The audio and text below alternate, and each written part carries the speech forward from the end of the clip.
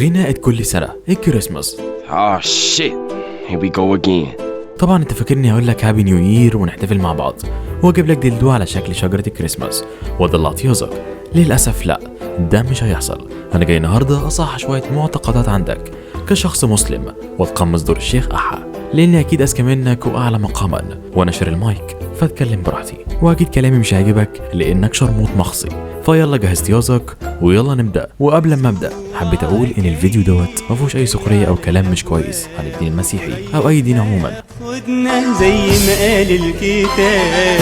وطبعا المسلم اللي فاكر ان كل شيء بيتاخد بالحب والود والسلام ومعتنق دين الانسانيه، فاكر نفسه في مدينه المهابل الورديه، او فاكر نفسه سفير الامم المتحده لسرطان الثدي. كل شيء له حدود، وهعتبرك شخص جاهل ملعوب في طيازه. واقول لك ان المفروض ان راس السنه دوت على حسب المتداول بين النصارى ان ده يوم ميلاد المسيح اللي هو الاله في اعتقادهم، وفي اعتقاد تاني عندهم انه ابن الرب. فانت متخيل انت بتنيلي؟ انت بتهنئه بيوم بيتم فيه شرك بالله. وطبعا هيجي في دماغك يعني كلمه كل سنه وانت طيب دي هتضر في حاجه، هتضر جامد، لان اي حرف او اي كلمه بتعبر عن شرك حتى لو مش في نيتك المفروض تتجنبها. وهتخسر ايه لو قعدت في حالك وبطلت بضان وخصيه؟ هتقدر تتجنب كل الحوارات دي. هتيجي تقول لي اصلا انا بحاول افرح صاحبي يا عرس، قلت لك ما تردش وتجادلني، انا اللي بتكلم وانا اللي جايب المايك، وانت عندك 1000 حاجه تقدر تعملها غير الفعل دوت عشان تفرح صاحبك ولا جارك. وما تجيش بقى تحزق لي وتقول لي شيخ الازهر ودار الافتاء لانهم محللين الربا اصلا، واللي ناقص يحللوا الزنا عشان تبقى كملت. وصراحه انت شايف الدنيا بتمشي ازاي، فبلاش تعمل عبيط وتحجج بيهم، لان الدين بقى مجرد تجاره وسياسه لبعض الناس، اللي منهم دار الافتاء اللي عندها اكونت على التيك توك. فلو انت معترض انا هقوم انيجك، لان بدون استحملت بما فيه الكفايه من الهطل اللي مكتوب على النت وحزق الملاح ده. وطبعا ما نسيتش حبيب قلبي محمد صلاح الاسطوره المخلده، ماصص اي زبر لون ابيض، اللي كل سنه وجع لبضاني بسبب قسم صورته جنب شجره الكريسماس. يا اخي الواحد بدونه ساحت من الحوارات دي، خلاص عرفنا انك معتنق دين الانسانيه بقسمك. واللي يقولك اصل محمد صلاح قدوه بتاعه وما ينفعش ينزل صوره زي دي، يا ابني هو اصلا واحد منيوك زيه وزي غيره، شايف الاحتفالات الدينيه مجرد تجاره او احداث يزود بيها فلوسه، ولا بوست على الانستا يزود له عدد اصحاب البشره البيضاء عنده عشان يرضوا عنه، وهو شبه القرد الافريقي بالنسبه ليهم، وبيتسلوا بيه شويه وكمان كام سنه ينسوا. وزي ما قلت قبل كده في فيديو المجتمع كنت عامله على اليوتيوب، مهما حزقت وتلونت وتخولنت واتمسحت في اسبار الغرب، برضه الرجل الابيض شايفك مجرد عبد افريقي، ولو مسكك هيدور فيك النيك. وافتكر دايما ان كل حاجه بالنسبه للمشاهير مجرد تجاره حتى لو كانت الدين. وخلي بالك الفلوس بتعمي، وعقبال كده ما حد فيكم يعني يتبرع ويجيب لي مايك هديه ولا كاميرا عشان ما فيش فلوس. صح، اللي هلمحه مش مشترك عندي في القناه وقاعد بيتفرج على الفيديو دوت هقعده على حجري زي بابا نويل، لكن مش هديله هديه، لا مش هياخد غير بتاعي، ولينك القناه محطوط في البروفايل بتاعي لو بتشوف من على الفيسبوك.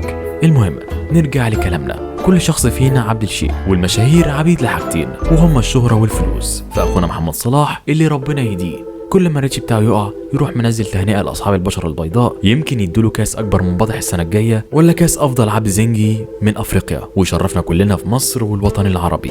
الملح ده ولاد المتناكه بيحزقوا على الموضوع ده كتير، وصراحه ماليش خلق اتكلم عنهم عشان ريحه الفيديو هتقلب اكساس مصننه ريحتها بنتنا، وانا زي ما بقول بضان مش حمل لكل ده. المهم يا حلو يا جميل، اتمنى تعقل وتبطل بضان وتقعد تتخانق كل سنه على النت عشان الحوار دوت. صح، بمناسبه ان احنا قاعدين فاضيين، لاحظت ان التبعيه للفكر الغربي زادت وبقى عندنا استعباد فكري. فتعال احكي لك قصه صغيره عن الكريسماس وازاي بدأ. طبعا كلنا عارفين ان الكريسماس هو يوم ميلاد يسوع، بيكون بانك تدي صاحبك هديه او حد من اهلك هديه وتتبادلوا الهدايا مع بعض. وطبعا الاناجيل القديمه والجديده مختلفه في اليوم دوت او التاريخ ده او التاريخ الصح ميلاد يسوع، بسبب التحريف الكتير اللي كان بيحصل من الكنائس. يصحى القسيس الصبح يبص في الانجيل حته ما تعجبوش، نفسيا مش مستريح ليها، يروح شايلها وحاطط حاجه على مزاجه، لكن في الاخر اختاروا يوم 25 ديسمبر اللي هو كان من يومين، لكن انا ما نزلتش الفيديو في اليوم دوت بسبب ان انا كان عندي امتحان في الكليه. المهم سيبك من كل ده، انت يعني كشخص مسلم عاقل بعد كل الكلام ده مقتنع برضو انها مجرد كلمه بسيطه عاديه ممكن تقولها وتعدي؟ فلو رايك زي ما هو وما تغيرش، حابب اقول لك قصمك كانت البهيمه او الحمار فهموا. ولو معترض على اي حاجه يا ريت تحط رايك في طيزك وتسكت، لاني صدقني